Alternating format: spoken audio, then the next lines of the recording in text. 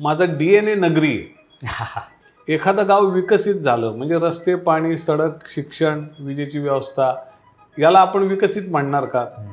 खूप लोकांना झोपडपट्ट्या हा प्रश्न वाटतो, पण मला असं वाटतं की ज्या लोकांना घरं नाहीत, जे ग्रामीण भागातून कष्ट करण्यासाठी आणि सन्मानाने कष्टाचं जीवन जगण्यासाठी शहरात आलेले आहेत, त्या लोकांनी आपल्याला त्रास न देता जो शोधलेला उपाय नगर एक सुंदर गाव आहे. पण आज बाहेरच्या लोकांचा तो चॉईस नाही राहिलेला. सगळं म्हणजे राजकीय क्षेत्रात, सामाजिक क्षेत्रात काम करणाऱ्या लोकांची आपसामध्ये संवाद होणारे एखादं व्यासपीठ पाहिजे. ॲब्सोल्युटली. पण अशी खूप माणसं आहेत नगरमध्ये की ज्यांच्याकडनं तुम्हाला आउट ऑफ बॉक्स थिंकिंग मिळू शकतं, आउट ऑफ बॉक्स विचार मिळू शकतो. आपलं अहिल्यानगर द बेस्ट. क्या बात.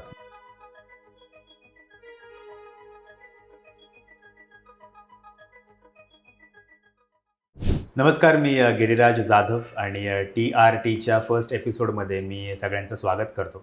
आजचा एपिसोड पहिला आहे, आमच्या सगळ्यांसाठी खास आहे आणि नगर शहराचा आम्ही एक नागरिक म्हणून काहीतरी देणं लागतो, म्हणून शहराबद्दलचे हे सुरुवातीचे काही पॉडकास्ट असणार आहेत. आणि यामध्ये आज आपल्याला फर्स्ट गेस्ट लाभलेले आहेत. ॲक्च्युली त्यांना इंट्रोडक्शनची काही गरज नाही. The one who needs no introduction असे आमचे आदरणीय डॉक्टर गिरीश कुलकर्णी काका. आणि अतिशय प्रतिभावान असं व्यक्तिमत्व आज आपल्याला आपल्या फर्स्ट पॉडकास्टला लाभलेलं आहे. शहराबद्दलची माहिती सगळी आपल्याला त्यांच्याकडून तर मिळणार आहेच, पण ते स्वतः एक जबाबदार नागरिक म्हणून सगळीकडे त्यांच्याकडे पाहिलं जातं. आपल्या आजूबाजूला अनेक गोष्टी घडत असतात, बरेच लोक त्याबद्दल तक्रारसुद्धा करतात, पण कृतीमधून उपाय शोधण्याचं जे काम आहे ते आत्तापर्यंत गिरीश काकांनी केलेलं आहे. तर फर्स्ट ऑफ ऑल कृतिशील व्यक्तिमत्व गिरीश काका, तुम्हाला मी आभार मानतो तुमचं. Thank you so much for being here. आणि पहिला प्रश्न काका तुम्हाला हा आहे की नगर शहराबद्दल तुमचं काय मत आहे, तुम्हाला काय वाटतं? ते तर मी सांगतोच, पण सर्वप्रथम गिरिराज, द रिअल थिंग हा उपक्रम सुरू केल्याबद्दल मी तुझं आणि तुझ्या सगळ्या टीमचं खूप मनापासून अभिनंदन करतो. थँक्यू. अशा उपक्रमाची नगरला खूप गरज आहे, ज्याच्यामध्ये सुबुद्ध, सुजाण असे नागरिक बोलते होतील आणि एक लोकांचा पीपल्स अजेंडा, लोकांना काय वाटतं यावर जे लोक धोरणं ठरवत असतात, आपल्या आयुष्याचे निर्णय घेत असतात, ते विचार करायला प्रवृत्त होतील. म्हणून मला हा जो प्लॅटफॉर्म आहे द रिअल थिंग हा खूप महत्त्वाचा वाटतो आणि तो सुरू केल्याबद्दल तुझं आणि तुझ्या सगळ्या सहकाऱ्यांचं मी खूप प्रथम अभिनंदन करतो. Thank you thank you. तुम्हाला विचारलंस की नगर शहराबद्दल मला काय वाटतं, तर मी ना, माझा DNA नगरी आणि मी स्वतःला पूर्वी अहमदनगरी समजायचो. आता आपल्या गावाचं नाव अहिल्यानगर झालं आहे, त्यामुळे आपण आता अहिल्यानगरी आहोत. आणि मला असं वाटतं की या गावात मी जन्मलो, वाढलो, या गावात मी शिकलो, याचा मला खूप अभिमान आणि मला माझा हेवा वाटतो की मला हे गाव दिलं परमेश्वराने. आता हे जरा गमतीचं आहे. पूर्वी पुण्याचं आकर्षण वाटायचं, कारण पुणे एक छान गाव होतं. पुणे हे प्रगतीचं शहर होतं. शिक्षणाची ते आजही फार मोठी जागा आहे, केंद्र आहे देशातलं. आर्थिक प्रगती तिथे खूप वेगानं होत होती. मी पुण्यात नोकरी केली, काम केलं. पुण्यात मी पत्रकारिता केली, सामाजिक काम पण केलं, शिकलो, अनेक लोकांशी मी कनेक्टेड आहे. हे सगळं खरं आहे. पण आता दिवसेंदिवस या सगळ्या आजूबाजूच्या मोठ्या शहरांची, त्याच्यात मी संभाजीनगर घेतो, पुणे आहे, नाशिक आहे, ह्यांची ना लोकसंख्या बेसुमार वाढत चालली आणि इथली बकाली पण वाढत चाललेली दिसते. आणि म्हणून आता जेव्हा मी परत एकदा आपल्या गावाकडे पाहतो आणि मला आपल्या गावाचं सौंदर्य, जसं माझं पण वय वाढतंय, अनुभव वाढतोय, तसं आपल्या गावाची नजाकत, आपल्या गावाचं वेगळेपण, आपल्या गावाचं सौंदर्य, आपल्या गावाचा टुमदारपणा, आपल्या गावाची नगरी संस्कृती याविषयी अजून जास्त माझी जाण ही सखोल होत चाललेली आहे. आणि तसं माझ्या गावावरचं माझं प्रेम खूप वाढत चाललं आहे. आपलं अहिल्यानगर द बेस्ट. क्या बात. म्हणजे जगात कुठेही राहायचं असेल, जगायचं असेल तर ठीक आहे, पर्यटनाला तुम्ही कुठेही जाऊ शकता जगभर, पण राहायला द बेस्ट म्हणाल तर आपलं अहिल्यानगर. क्या बात आहे काका. तुमच्याकडून अशाच काहीशा उत्तराच्या अपेक्षा होत्या आणि तुमच्या चेहऱ्यावरचे भाव सांगतात की ह्या शहरावर तुमचं प्रेम किती आहे. आणि खरोखर अगदी तसंच तुम्ही उत्तर दिलं. हा पॉडकास्ट करण्याचा जो उद्देश होता, मूळ उद्देश हा होता की शहराबद्दलची माझी भावना जी आहे ती मला पर्सनली माहिती आहे. तुमचं जे मत आहे ते तुम्हाला सगळीकडे रिप्रेझेंट करायला मिळतं इकडे तिकडे जाताना, पण ते बाकीच्या लोकांसमोर येणं फार जास्त गरजेचं होतं. आणि आता माझा तोच नेक्स्ट प्रश्न आहे की तुमच्या दृष्टीनं विकास म्हणजे काय? म्हणजे नगरमध्ये विकास व्हायला पाहिजे तर तो कसा व्हायला पाहिजे? काय तुमचं मत आहे याच्याबद्दल?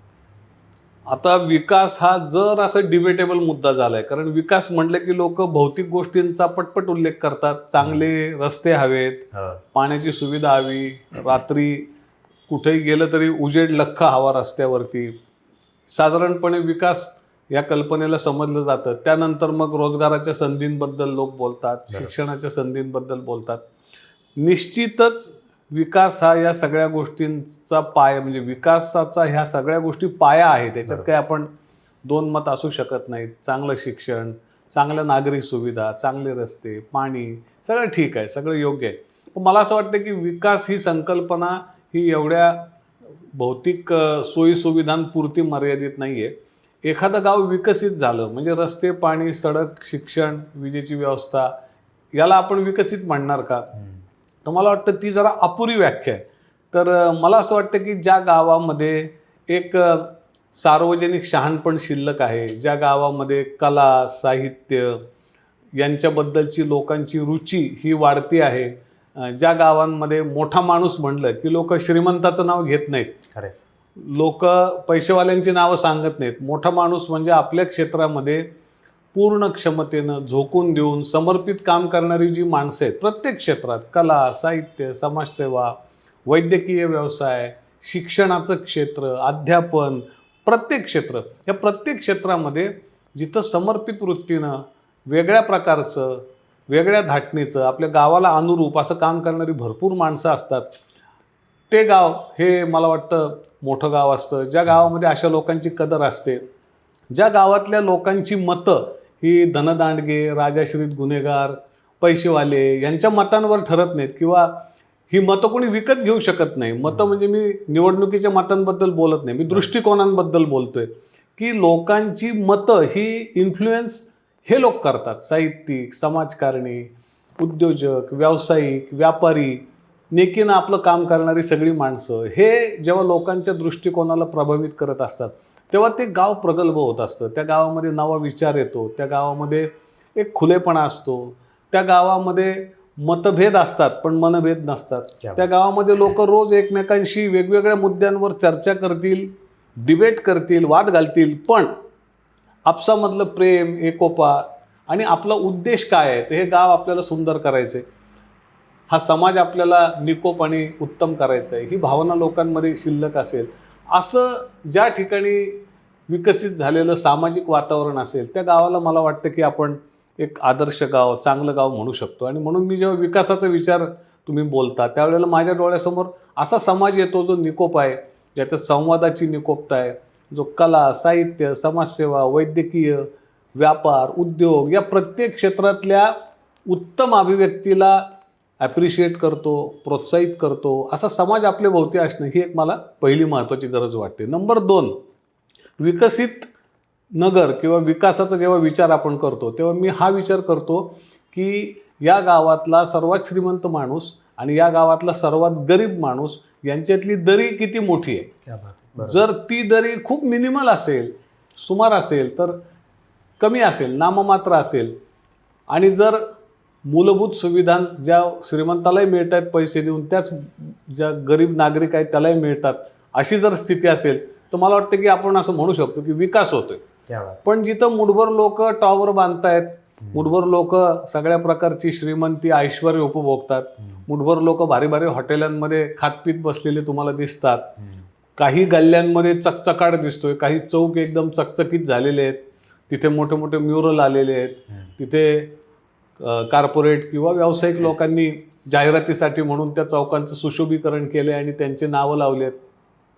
अशा प्रकारे मोजके विकासाची बेटं ज्या गावामध्ये असतात किंवा विकासाचे मोजके चौक असतात त्याला मी विकास म्हणणार नाही. तर मला असं वाटतं की आपल्या गावाचा जो कणा आहे ना, आपल्या गावात श्रमकरी, कष्टकरी कुठं राहतात, तर या नगर शहरामध्ये 17 अधिकृत शासनमान्य झोपडपट्ट्या आहेत आणि 3 अनधिकृत म्हणजे मोठ्या, ज्याला शासनाने मान्यता दिली नाही, ज्या लष्कराच्या जागेवरती उभ्या आहेत किंवा काही खाजगी जागांवर पण त्यांचं अतिक्रमण झालंय, सरकारी जागांवर झालंय, अशा काही अनधिकृत 3 झोपडपट्ट्या आहेत.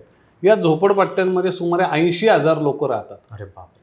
आणि या 80,000 लोकांमधल्या मोजक्या झोपडपट्ट्यांची जर अवस्था तुम्ही सोडली तर जवळपास 85-90% लोक मूलभूत नागरी सुविधांपासून वंचित आहेत. बापरे.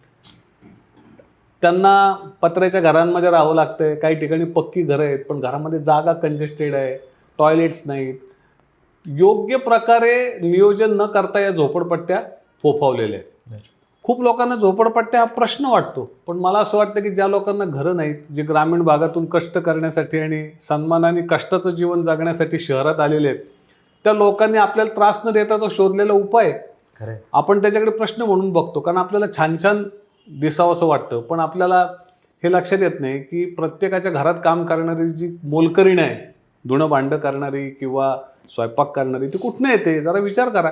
त्यातल्या बहुतांश जणी येतात झोपडपट्ट्यांमधून, आणि म्हणून आम्ही झोपडपट्ट्यांना सेवा वस्ती म्हणतो, कारण ती समाजाची गावाची सेवा करणाऱ्यांची वस्ती आहे. आम्ही संजय नगर नावाच्या एका झोपडपट्टीमध्ये 300 लोक राहत होते. त्या ठिकाणी प्रत्येक नागरिकाला 300 चौरस फुटाचं घर 1 लाख रुपयात देता येईल अशी योजना आखली. आम्हाला खूप अडचणी आल्या, खूप अडथळे आले, आणि तो एक स्वतंत्र विषय. आमची इच्छा होती की झोपडपट्टीतल्या प्रत्येक माणसाला हक्काचं उत्तम घर मिळेल, ज्याच्यामध्ये मुली असतात, महिला असतात, त्यांच्या वैयक्तिक स्वच्छतेसाठी सुद्धा जागा नसते, अशा सगळ्या गोष्टीत अभ्यासाला जागा नसते, आणि त्याच्यानी मुलांचं मानसिक, लैंगिक, शारीरिक इतक्या प्रकारचं शोषण होत असतं, आपल्याला त्याची जाणीवच नसते. आपण 2 वेगळी जगं आहे तिथं. एक ज्यांचं पोट भरलंय आणि ज्यांच्याकडे एक समृद्धी आहे, त्यांचं एक जग आहे, ते संख्येनं छोटं आहे, आणि एक मोठं जग आहे कष्टकरी गरीब लोकांचं, कनिष्ठ मध्यमवर्गीयांचं. तर मला असं वाटतं की जेव्हा विकासाची कल्पना आपण करतो तेव्हा सर्वात गरीब लोकांचं जीवन मानवीय आहे का, त्यांना शिक्षणाची संधी योग्य प्रकारची मिळते आहे का. आज काय अवस्था आहे नगरपालिकेच्या शाळांची, महानगरपालिकेच्या शाळांची, बहुतांश शाळा या बंद पडण्याच्या बेतात आहेत, तिथे मुलं जात नाहीत. खरं तर सुविधा सगळ्या आहेत तिथे. एखादी शाळा आहे बरं का जी ओंकारनगर, गजराजनगर, केडगावकडे आहे, तिथे एक भाऊसाहेब कबाडे नावाचा शिक्षक काम करतो. ते एका शिक्षकाने त्या शाळेत इतकी गर्दी केली, एखादा चांगला शिक्षक, काही चांगले शिक्षक असे, एक मनीषा नंदेश शिंदे नावाची शिक्षिका आहे, मला माहिती आहे, मी यांच्याबरोबर रोज काम करतो. त्यांनी त्या सगळ्या आजूबाजूच्या गरीब कष्टकऱ्यांच्या मुलांना शिक्षणाची गोडी लावली. पण असं एखादं उदाहरण असतं. बहुतेक ठिकाणी सगळ्या शाळांची अवस्था वाईट आहे. मग NGOज आहेत, वेगवेगळ्या सामाजिक संस्था आहेत, त्यांना इन्व्हॉल्व करून त्या शाळांचा दर्जा सुधारला जातोय का? कारण गरिबाची मुलं काही खूप जास्त पैसे देऊन इंटरनॅशनल स्कूलमध्ये जाणार नाही आहेत, शक्य नाही. मग त्यांच्यासाठी जे ॲक्सेसेबल शिक्षणाच्या सुविधा आहेत, रोजगाराच्या सुविधा आहेत, रोजगार प्रशिक्षणाच्या सुविधा आहेत, काय त्यांची अवस्था आहे? मला असं वाटतं की सर्वसामान्य माणसांना मानवीय सुविधा, जीवनावश्यक सुविधा काय दर्जाच्या मिळतात यावरच विकासाचा निकष ठरू शकतो. तो चकचकीत चौक आणि मोजक्या जाहिरातीच्या जागा यावर तुम्ही तो निष्कर्ष काढता येणार नाही तुम्हाला. मला वाटतं विकासाचा केंद्रबिंदू गरीब कष्टकरी माणूसच आहे. खूप सुंदर उत्तर आणि डिटेल्ड तुम्ही एकदम दिलत. मला याच्यावरून एक गोष्ट आठवली.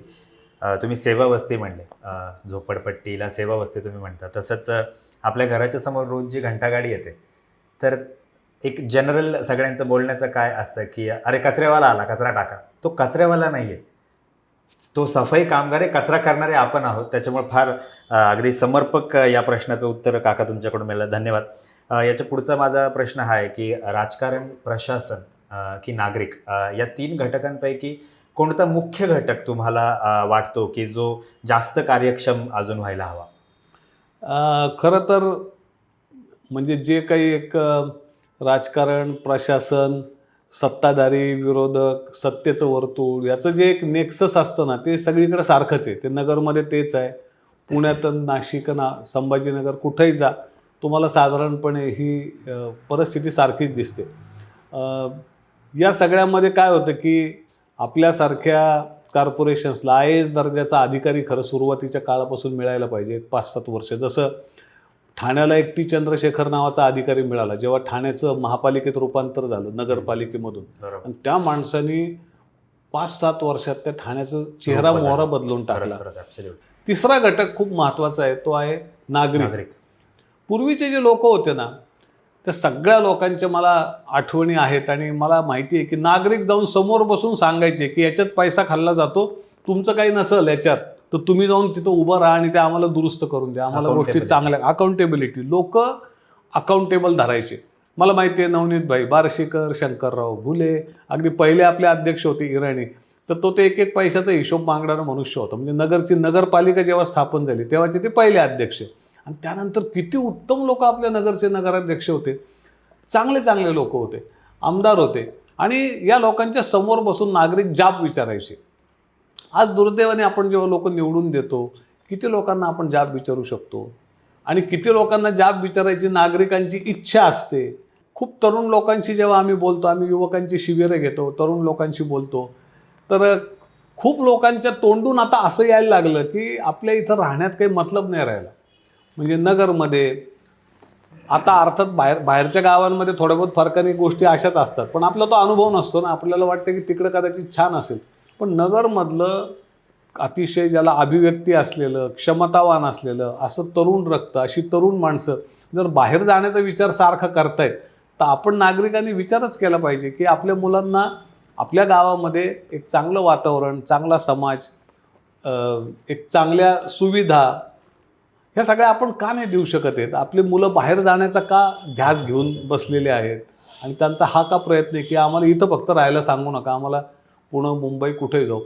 तर मला वाटतं की या सगळ्या गोष्टी जर आपण विचारात घेतल्या, तर मला असं वाटतं की नागरिकांनीच याच्यामध्ये स्वतःच्या राजकीय जाणीवांमध्ये सुधार करायला पाहिजे, स्वतःच्या राजकीय सहभागाचा पुनर्विचार करायला पाहिजे. आणि नागरिकांनी मतदान करताना एकतर काय झालं आहे की दुर्दैव आहे की पूर्वी असं म्हणायचे लोक की गरीब लोकांना पैसे वाटून त्यांची मतं विकत घेता येतात.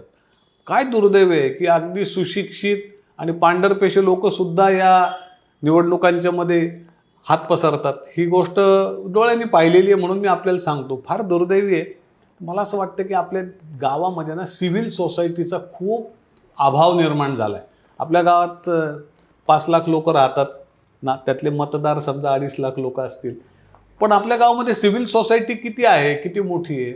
तर आपल्या गावामधली सिव्हिल सोसायटीची संख्या फार कमी आहे, किंवा जागृत कृतीशील नागरिकांची संख्या फार कमी आहे, जे जाब विचारू शकतात, जे धाडसाने उभे राहतात. आणि मला वाटतं अशी सिव्हिल सोसायटी बिल्टअप केल्याशिवाय हे जे काय वर चाललेलं आहे याच्याबद्दल आपण फक्त बोलू शकतो, पण त्याच्यात बदल घडवणं हे फक्त नागरिकांच्या हातात आहे. कारण नागरिकांनी जर ठरवलं तर कोणताही पक्ष असेल, प्रशासकीय अधिकारी असेल, तो नागरिकांच्या सामुदायिक इच्छेला ओलांडूच शकत नाही. पण आज आपली सामुदायिक इच्छाच कमजोर झालेली आहे. मला वाटतं की नागरिकच बदल घडवू शकतात आणि तो नागरिकांनाच घडवावा लागणार आहे.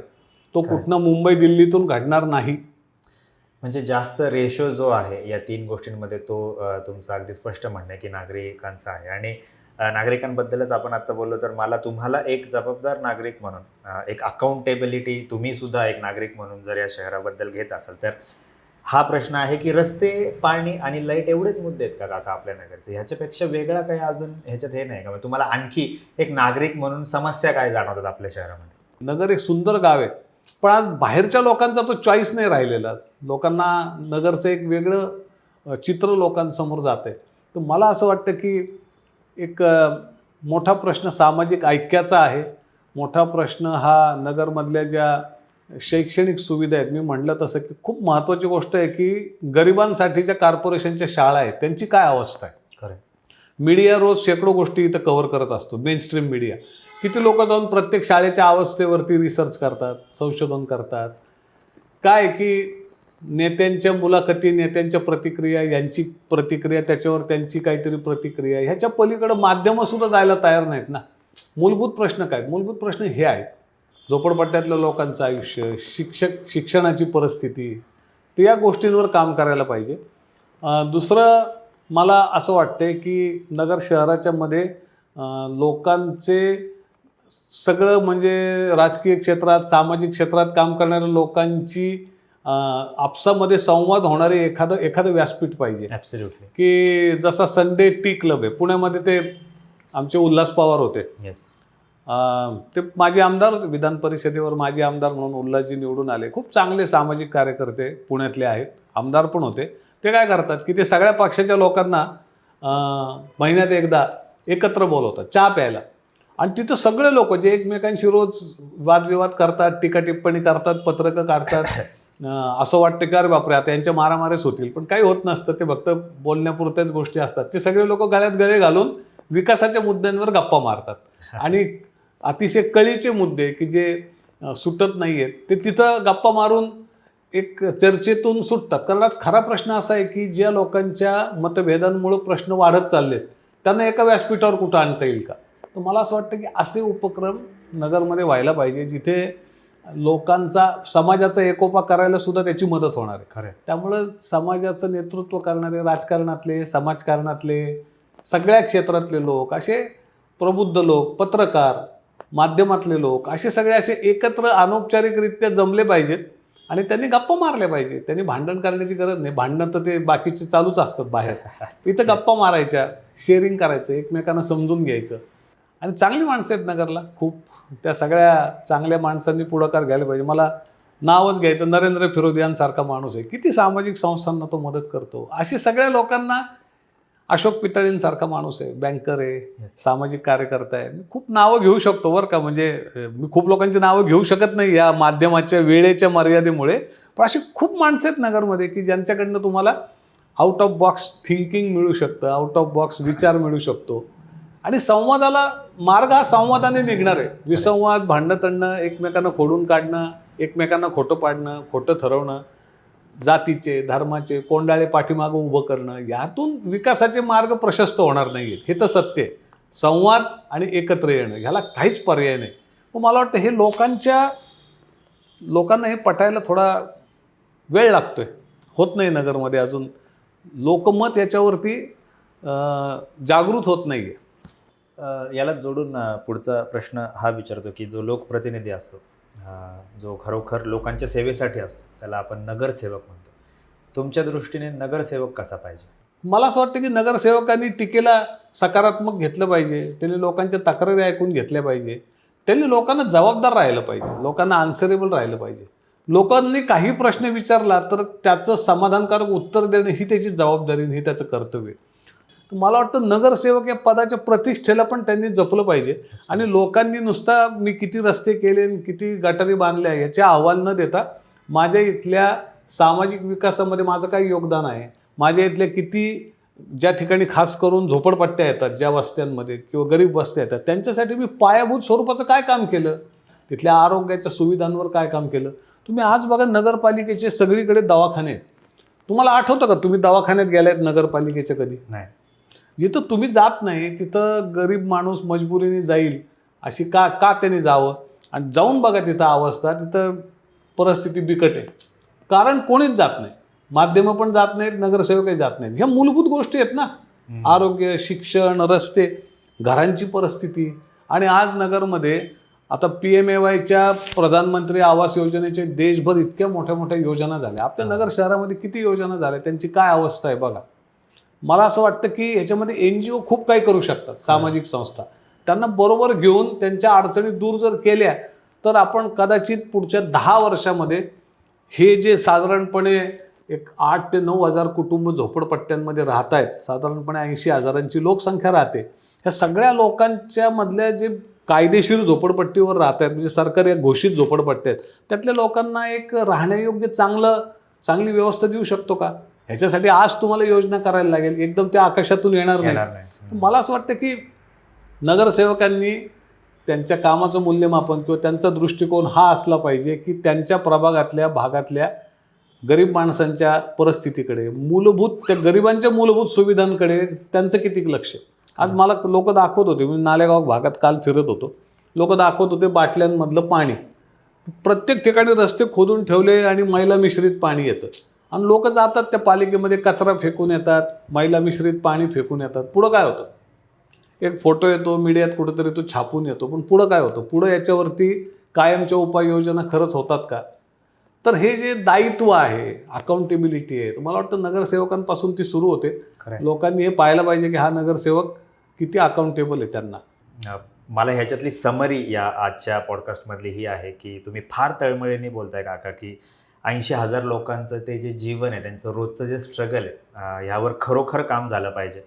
त्यानंतर प्रशासनाची सुद्धा तेवढीच जबाबदारी आहे, लोकांचे प्रश्न सोडवण्याची, राजकारण्याची सुद्धा आहे. आणि मला एक नागरिक म्हणून ह्याचा टेक अवे या पॉडकास्टचा इंटरव्ह्यूचा हा आहे की मी या इंटरव्ह्यूनंतर एक आणखी जबाबदार नागरिक बनणार आहे. त्याच्यामुळे thank you so much for that.